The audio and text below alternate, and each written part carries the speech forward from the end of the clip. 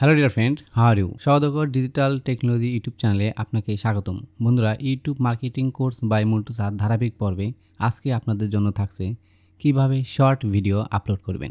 বন্ধুরা, সরাসরি আমরা ইউটিউব চ্যানেলে চলে আসলাম। দেখতে পাচ্ছেন আমরা ইউটিউব চ্যানেলের ড্যাশবোর্ডে চলে এসেছি।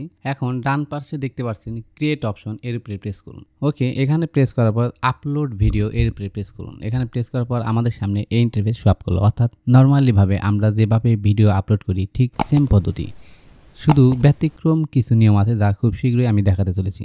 এরপরে দেখতে পাচ্ছেন সিলেক্ট ফাইল, এর উপরে প্রেস করুন। এখানে প্রেস করার সাথে সাথে আপনার ডিভাইসে নিয়ে যাবে। এরপর আপনার ডিভাইসে যে ফোল্ডারে আপনার কাঙ্ক্ষিত ভিডিওটি আছে সেখান থেকে ভিডিওটি সিলেক্ট করুন। ধরে নিন আমি এই ভিডিওটা দিব, তাহলে এর উপরে প্রেস করলাম। এরপর ওপেন অপশন, এর উপরে প্রেস করুন। এখানে প্রেস করার সাথে সাথে এটা লোডিং হয়ে আমাদের চ্যানেলের ভিতরে আপলোড হবে। এখন দেখতে পাচ্ছেন এটা কিন্তু অলরেডি এখানে আপলোড হয়েছে। তো আমরা সম্পূর্ণ কাজ সম্পন্ন করার জন্য যদি এসইও করতে চান তো করতে পারেন। এই যে টাইটেলটা আমি কপি করে নিয়ে সরাসরি ডিসক্রিপশন বক্সে দিয়ে দিলাম। আপনি চাইলে এটা দিতেও পারেন, না দিতেও পারেন। যদি এসইও করেন সেক্ষেত্রে যে খুব ফলপ্রসূ হবে এমনটা নয়। শর্ট ভিডিওর ক্ষেত্রে ভিডিওর কোয়ালিটি হলো মেইন বিষয়। তো যা হোক, আমি সামান্যতম হলেও এসইও করছি, অর্থাৎ টাইটেলটা ডিসক্রিপশন বক্সে দিব এবং কিছু কিওয়ার্ড ব্যবহার করব। বন্ধুরা, আপনারা ডিসক্রিপশন বক্সে কিওয়ার্ড, হ্যাশট্যাগ এগুলো ব্যবহার করলেও হবে, না করলেও হবে, চাইলে ব্যবহার করতে পারেন। তো আমি কিছু কিওয়ার্ড দিয়ে দিচ্ছি। সরাসরি আমরা কিওয়ার্ড সেকশনে চলে আসলাম।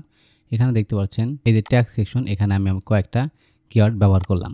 ওকে, এরপরে যদি আপনি প্লেলিস্ট করতে চান এখানে প্রেস করার পর প্লেলিস্টে সেট আপ করতে পারেন। অর্থাৎ আমরা লং ভিডিও যেভাবে আপলোড করি, যেহেতু আমি প্লেলিস্টে সেট আপ করবো না, অর্থাৎ সরাসরি শর্টে আপলোড করব, তাই এখানে আর কোনো কিছুই করতে হবে না। তো এখন এই ভিডিওটাতে শর্ট, তা কীভাবে ইউটিউব চিনবে? তো শর্ট দেওয়ার জন্য আমরা যখন ভিডিওটা মেক করেছি তখন কিন্তু এর যে রেশিও সেটা সেট আপ করছি, অর্থাৎ 9:16।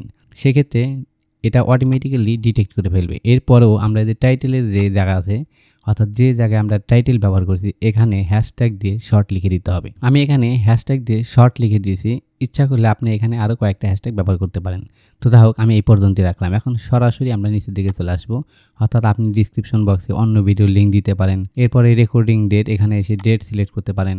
ভিডিও লোকেশন কোন জায়গায় থেকে দিয়েছেন সেটাও দিতে পারেন। তো আমি দিয়ে দিচ্ছি। ওকে, এরপর আর এখানে তেমন কোনো কাজ করতে হবে না। সরাসরি আমরা নেক্সট অপশানে প্রেস করব। প্রেস করার পর এখানে দেখতে পাচ্ছেন আমরা ভিডিও এলিমেন্টস এই অপশানে চলে এসেছি। অর্থাৎ আপনি যদি এখানে এই রিলেটেড ভিডিও সেট করতে চান সেক্ষেত্রে এই যে অ্যাড অপশানে ক্লিক করার পরে আপনি শর্টের অন্য শর্ট অ্যাড করতে পারেন। তবে এখানে মাথায় রাখতে হবে, যেহেতু শর্ট ভিডিও খুব সামান্য সময় থাকে, অর্থাৎ 30 সেকেন্ড, 40 সেকেন্ড, 1 মিনিট, সেক্ষেত্রে আপনি যদি 1 মিনিটের ভিতরে আরেকটা শর্ট অ্যাড করেন তাহলে 20 সেকেন্ড আগের থেকে যেহেতু শো আপ করে 30 সেকেন্ডের ভিডিও হলে দর্শক কিন্তু 10 সেকেন্ড দেখতে পারবে, বাকি 20 সেকেন্ড ওই উপরে ঢেকে যাবে। তাই এখানে অ্যাড না করাই ভালো। আপনি সাবটাইটেল অ্যাড করলে এখান থেকে করতে পারেন। তো আমরা কোনো কিছু করব না, সরাসরি নেক্সট অপশানে প্রেস করব। ওকে, এখন দেখতে পাচ্ছেন নো ইস্যু ফাউন্ড, অর্থাৎ কোনো রকম কপিরাইট নেই। আমার সব কিছুই কমপ্লিট আছে। দেখতে পাচ্ছেন check complete, no issue found. এখন আমরা সরাসরি নেক্সটে প্রেস করব। ওকে, এখন আপনি ভিজিবিলিটি কি দিতে চাচ্ছেন? প্রাইভেট, আনলিস্টেড, পাবলিক, আপনি যেটা করতে চাচ্ছেন। তো আমি সরাসরি পাবলিক করব। পাবলিক করার জন্য যে পাবলিক অপশন এখানে প্রেস করতে হবে। করার পরে যে পাবলিশ অপশনে দেওয়ার সাথে সাথে আমার এটা পাবলিক হয়ে যাবে। তো আমি পাবলিশে প্রেস করলাম। ওকে, এখন এটা লোডিং হচ্ছে। অলরেডি পাবলিশড হয়ে গেছে। দেখতে পাচ্ছেন ভিডিও পাবলিশড, অর্থাৎ আমার এই ভিডিওটা পাবলিশড হয়ে গেছে। এখন যদি আমি এই লিঙ্কটা শেয়ার করতে চাই, দেখতে পাচ্ছেন ভিডিও লিঙ্ক, তাহলে এখানে কপি করার পরে আমি যে কোনো সোশ্যাল মিডিয়ায় শেয়ার করতে পারবো। তো যেহেতু আমি শেয়ার করবো না তাই ক্লোজ করে দিলাম। ওকে, এখন আমরা রিফ্রেশ করব। রিফ্রেশ করার পরে আমরা যদি কন্টেন্ট অপশনে চলে আসি সেক্ষেত্রে কিন্তু আমাদের এই ভিডিওটা আর এখন পাবো না, অর্থাৎ আমি এখন যে ভিডিওটা আপলোড করলাম। তাহলে ভিডিওটা কোথায় গেল? ভিডিওটায় যে শর্টস অপশন এখানে প্রেস করতে হবে। এখানে প্রেস করার পরে আমি যে ভিডিওটা আপলোড করলাম সেটা হচ্ছে এই ভিডিও। বন্ধুরা, শর্ট ভিডিও আপলোড করার ক্ষেত্রে থাম্বনেলের কিন্তু কোনো প্রয়োজন নেই। আপনি চাইলে থাম্বনেল ব্যবহার করতে পারেন, তবে থাম্বনেল না ব্যবহার করলেও চলবে। আমি এখানে থাম্বনেল ব্যবহার করিনি।